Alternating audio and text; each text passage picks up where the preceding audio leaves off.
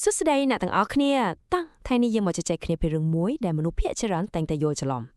យើងតែងតែគិតថាអំណាចគឺបានមកពីបុណ្យស័ក្តិឬតំណែងធំដុំមែនទេប៉ុន្តែតាមពិតទៅណាអំណាចដែលខ្លាំងពិតប្រាកដគឺចេញមកពីខាងក្នុងខ្លួនយើងតែម្ដងនោះគឺអត្តចរិតរបស់យើងនឹងឯងអូខេតោះយើងទៅមើលទាំងអស់គ្នាថាតើវាមានន័យយ៉ាងម៉េចឲ្យប្រាកដអ្នកសាក់សម័យមើលណារវាងអំណាចពីតំណែងនិងអំណាចពីអត្តចរិតវាខុសគ្នាស្រឡះតែម្ដងអំណាចដែលកើតចេញពីតំណែងភាគច្រើនវាអាចត្រឹមតែបង្ខំឲ្យគេស្ដាប់តាមយើងតែសបកក្រៅប៉ុណ្ណោះព្រោះគេខ្លាចយើងវាមិនមាននិរន្តរភាពទេផ្ទុយទៅវិញអំណាចពីអត្តចរិតគឺជាអំណាចដែលឈ្នះចិត្តមនុស្សដោយធម្មជាតិពិតៗដែលយើងមិនចាំបាច់ប្រើការគំរាមកំហែងឬបង្ខិតបង្ខំគេសូម្បីតែបន្តិចអូខេដើម្បីឲ្យកាន់តែច្បាស់ថ្ងៃនេះយើងនឹងបែងចែកការនិយាយរបស់យើងជា5ចំណុចធំៗទី1គឺអំណាចពិតប្រាកដទី2ការកសាងទំនុកចិត្តទី3ភាពរឹងមាំនិងការតស៊ូទី4ការរក្សាតម្លៃខ្លួនឯងនិងចុងក្រោយគឺការសន្និដ្ឋាន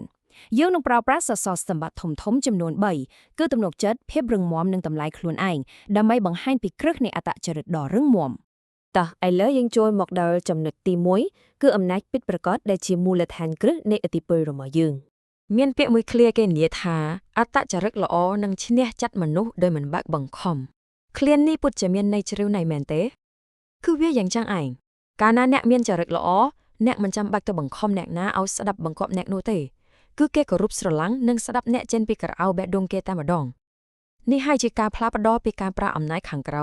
មកជាឥទ្ធិពលខាងក្នុងចូលដល់ចំណុចទី2គឺការកសាងទំនុកចិត្តដែលយើងចាត់ទុកវាជាសសរស្តម្ភទី1នៃអត្តចរិតចេះសួរថាតើយើងកសាងទំនុកចិត្តដល់របៀបណាទៅការបន្តវាផ្អែកលើចំណុចសំខាន់ពីរទី1គឺភាពស្មោះត្រង់និងទី2គឺការហ៊ានទទួលខុសត្រូវរាល់ការសម្រេចចិត្តរបស់អ្នកលក្ខណៈសម្បត្តិទាំងពីរនេះហើយដែលជាអ្នកបង្កើតនូវទំនុកចិត្តយ៉ាងពិតប្រាកដពេលដែលមិត្តរួមការងារឬអ្នកជំនាញខ្លួនមានទំនុកចិត្តលើអ្នកហើយអ្នកនឹងមានឥទ្ធិពលពេញលេញនៃការដឹកនាំគេតម្រង់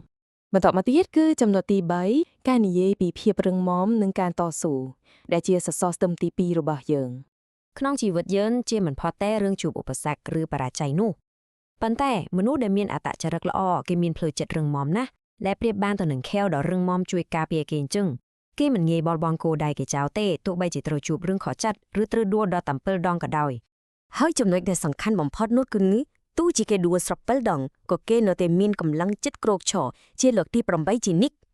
ត្រូវហើយនេះគឺជាអំណាចពិតប្រាកដនៃភាពធន់ផ្លូវចិត្តដែលជួយឲ្យអ្នកយកឈ្នះរាល់ឧបសគ្គដើម្បីឈានទៅដល់ភាពជោគជ័យដ៏អស្ចារ្យនៅថ្លៃមុខការប្រឹងក្រោកឈររាល់ពេលដែលអ្នកដួលនេះហើយជាអត្តចរិតពិតនៃអ្នកឥឡូវនេះយើងឈានចូលដល់ចំណុចទី4គឺការរក្សាតម្លៃខ្លួនឯងដែលជាសសរតំចុងក្រោយគេបង្អស់ចំណុចនេះយើងសាក់លបងប្រៀបធៀបរវាងចំណេះដឹងនិងអត្តចរិតអ្នកដឹងទេចំណេះដឹងប្រៀបដូចជាសោដែលអាចបើកទ្វារឱកាសឲ្យអ្នកដើរចូលទៅបានប៉ុន្តែអ្វីដែលអាចរក្សាអ្នកឲ្យនៅឈរក្នុងបន្ទប់នោះឬក្នុងតំណែងនោះបានយូរអង្វែងគឺអត្តចរិតរបស់អ្នកនឹងឯងបើមានតែចំណេះតែខ្វះចរិតល្អនោះឱកាសដែលបានមកវានឹងរបួសពីដៃអ្នកទៅបិនយ៉ាងឆាប់រហ័សមិនខានអញ្ចឹងដើម្បីរក្សាតម្លៃខ្លួនឯងបានជារៀងរហូតយើងត្រូវប្រកាន់ខ្ជាប់គោលការណ៍មួយគឺត្រូវអភិវឌ្ឍខ្លួនឯងឲ្យបាន1%ជារៀងរាល់ថ្ងៃការដែលយើងចេះទទួលស្គាល់ចំណុចខ្វះខាតរបស់ខ្លួនឯងហើយបើកចិត្តទៅលាយរៀនសូត្ររឿងថ្មីៗនេះហើយជាអត្តចរិតដ៏ល្អបំផុត